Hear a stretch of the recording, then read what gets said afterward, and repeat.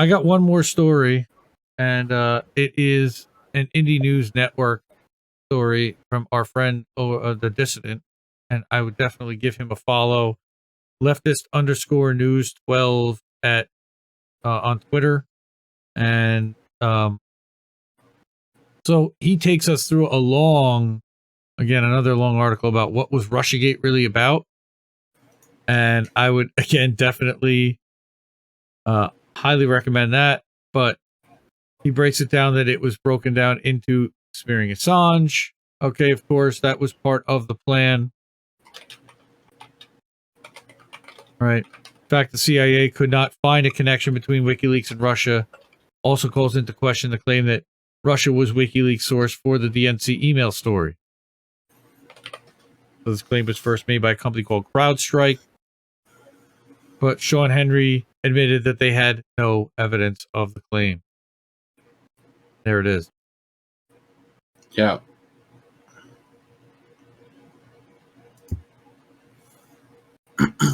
So other claims the mainstream media made about Assange's connections to Russia were even more absurd, such as a now debunked article in The Guardian about Paul Manafort. Yep. Yeah. Right, we knew about that. And that this was intentional propaganda technique to paint Assange in bad light in order to manufacture consent for the 2019 arrest for reporting on U.S. war crimes in Iraq. Again, pro-war propaganda. That also Russiagate. gave you the ability to saber rattle, to arms race. Okay, the Rachel Maddow segment where she claimed Trump not listening to John Bolton on Venezuela meant that he was being controlled by Putin. Right. Then you've even got Hillary Clinton calling Tulsi Gabbard and Jill Stein Russian agents with no evidence. FBI claiming Bernie was being helped by Russia with no evidence. This has been an ongoing thing, right? So, now proven fact that the West trained members of the neo-Nazi Azov battalion in Ukraine was accused of repeating Kremlin talking points. Boy. What? Oh, sorry. You can hear typing? No, I can. I'm cutting out according to Darlene. Yeah.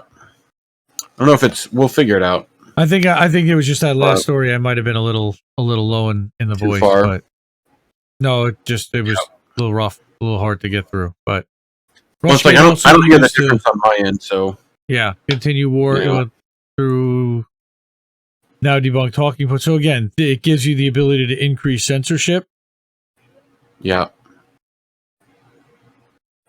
Wow, this looks really choppy on my Twitter stream. Was that the sound? The sound of coffee sipping. Is that what that was? No, I didn't. I did not sip coffee. Right, but again, increased censorship. Talking about Telesur and Venezuela analysis to be censored, and Ben Nimmo marking certain Nicaraguan people as dissidents that were that weren't. Ukrainian American pianist was a Russian troll. And then, of course, New York Post article that's now verified on the Hunter Biden emails was censored because of baseless claims that was Russian disinformation. So, again, all of these different lies that were told by corporate media and by...